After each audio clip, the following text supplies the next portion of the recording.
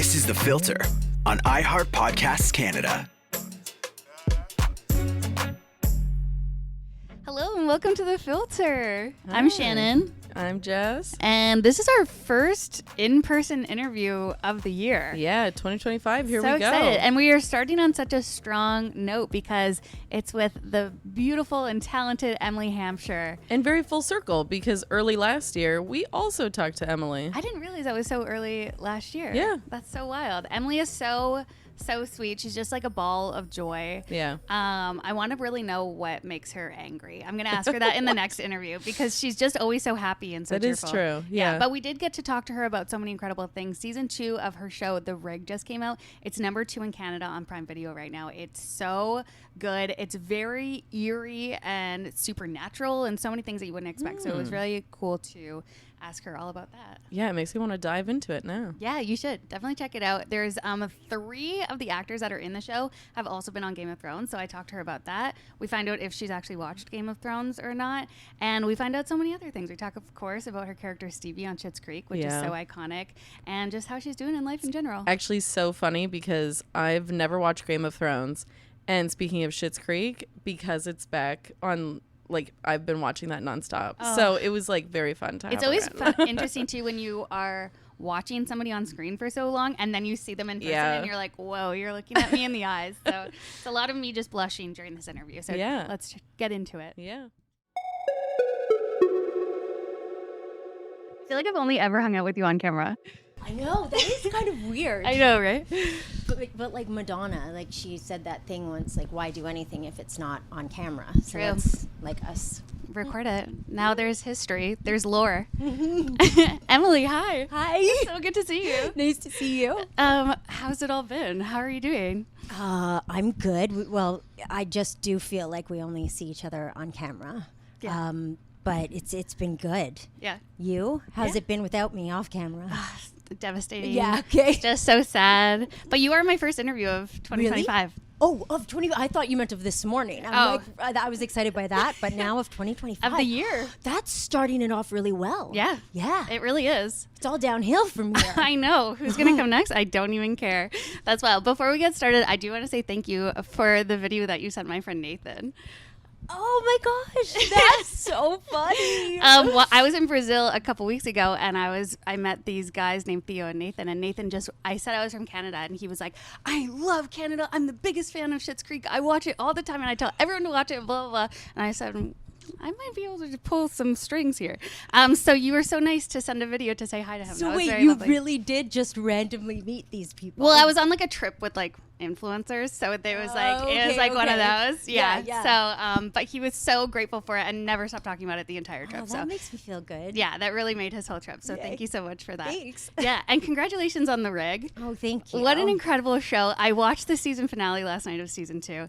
Oh, yeah. I finished the show completely. It's so incredible. Yeah, I mean, it's nothing like Schitt's Creek, but it's very timely in a bit scary way. It's kind of an environmental thriller set on an oil rig, and this year we're in the Arctic, and it's so epic. I've never done anything on such a mass scale where, like, we shoot it in a studio, but it's like they kind of build the whole world inside the studio. And when at the end of the day, I look at my my steps on my iWatch or whatever you call it now. You Apple call Watch, it yeah. iWatch? I was thinking of like an iPod. That's how old okay. I am. But yeah, I get like so many steps because it's so big. Oh yeah, I can imagine. How is it for you watching the show after you shoot it all, because it's got to look so different on screen than it does with you shooting it? It's so weird because we had a premiere in Scotland, and it was the first time any of us saw it on the big screen, and it's, as an actor, you never know how those things are going to turn out. Like with green screen stuff too, you're always scared that you're going to be like so afraid of the big monster, and then you find out the big monster's like nothing. But we were all so blown away because we're also looking for like the problems they built the Arctic. You would never know. It's amazing. it's very, I guess epic is the word that keeps coming to mind because I've never been in something like that. Yeah. How much did you know about working on an oil rig before you started the show? I mean, everything, right? An expert. I kept calling it a ship, which it's not a ship. I knew nothing, but what's really interesting is you realize it could be anywhere that is this where you're trapped in a small place and everything becomes this microcosm society with these hierarchies and mysteries and alliances and people's loyalties getting just all, society crumbling. Totally. Yeah. No spoilers, of course, but you were such a badass in season 1. Season 2, Rose, is like a badass. Thank you. Yeah, you really step into like that leadership role. Would you describe yourself in real life as a leader, or are you more of a follower? Weirdly, I feel like this series is paralleled with my life because as I was going into season 2, well, actually season 1 was very much about Rose being all about work, and she had this relationship that she was kind of like, when it's convenient for me, and all about like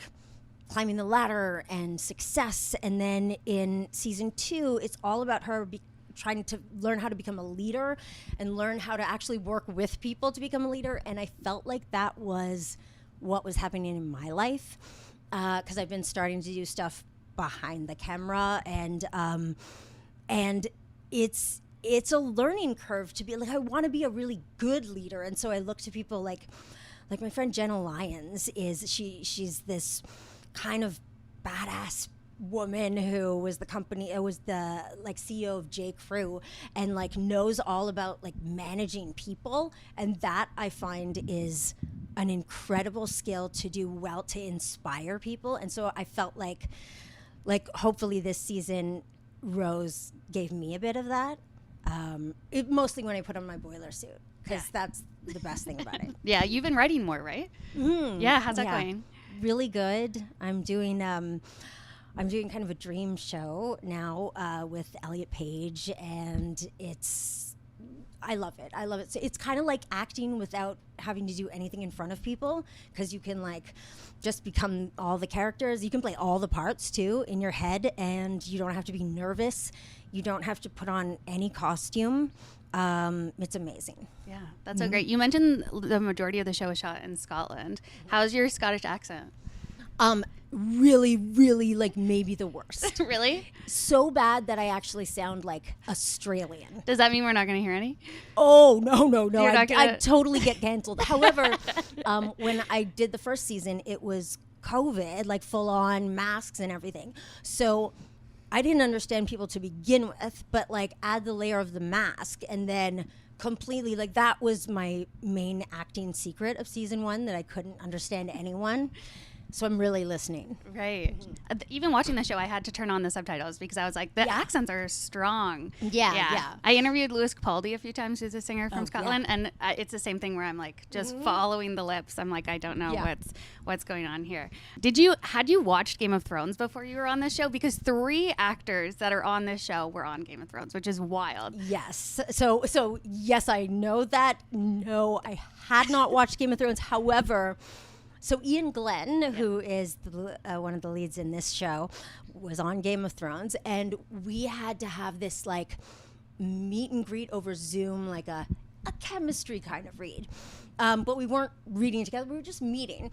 And he comes on and he's like, oh, I'm such a fan of you, of Schitt's Creek. And I was like, you, Game of Thrones. And then like halfway through shooting, he asked me, he's like, so if I was going to watch, and if I could do a Scottish accent, I would do him, but I can't. He's like, so if I was going to watch like your favorite episode of Schitt's Creek, what would it be? And I was like, I haven't seen Game of Thrones either. So none of us have watched any of, like in Line of Duty is Martin Compston's on that. I haven't watched any.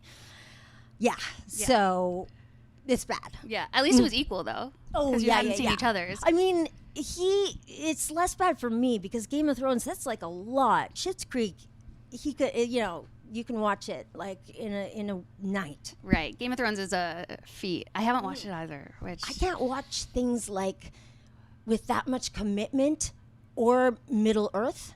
I know it's not Middle Earth maybe, but dragons, Middle Earth, like it all seems the same to me. Yeah, I need to be able to half watch something while I'm doing something else. And Game of Thrones, all I've been told is that you have to pay attention. Oh, yeah. And my ADHD just can't. No, yeah. same. So sorry to all the GOT fans. I apologize. Speaking of Stevie from Schitt's Creek, I watched an interview recently with Rainn Wilson and Bryan Cranston, and they were talking about no matter how many roles they do, they'll always be remembered as these iconic characters of Walter White and Dwight. How do you feel that no matter how many roles that you do in your career, there's still going to be some people that always associate you with Stevie? I feel really lucky that it's Stevie and not some character that's like people hate. Like, I love it. Whenever somebody like recognizes me and calls me Stevie, there's nothing I love more. I love when people name their children and their pets Stevie. So yeah, it's also because Stevie is just, she's everyone. She's like the everyman. And yeah, I wish I was Stevie a lot of the time. Usually when people meet me, they realize I'm not like Stevie and they're disappointed. I'm disappointed too. So what would you say is the biggest difference then between you and Stevie? all this. Like Stevie, I really have to be really still as Stevie. It's kind of this weird trick of the mind where I take a bit of a vacation from myself in Stevie, where I can just relax, sit back and watch everybody and not feel like I have to contribute. But in real life, I'm very Canadian. I feel like I have to, be there for you and be, yeah. So Stevie doesn't care. Yeah, totally. Also, another role that you played is you were in 2 episodes of Are You Afraid of the Dark? I was. What do you remember most from your time on that show? Because it is such an iconic, nostalgic show for so many people. Well, I remember it really well because it was my first thing ever. And it was The Tale of Cutter's Treasure. I remember the phone call I got for the audition for that. I remember the audition where I looked directly into the camera, which you're not supposed to do. And I remember getting the call that I got the part. It was like the greatest moment ever. And then my whole part was being the girlfriend, and I had to kiss the boy. Like my first job, my first day on set, I had to kiss this guy. And I wanted to be really professional.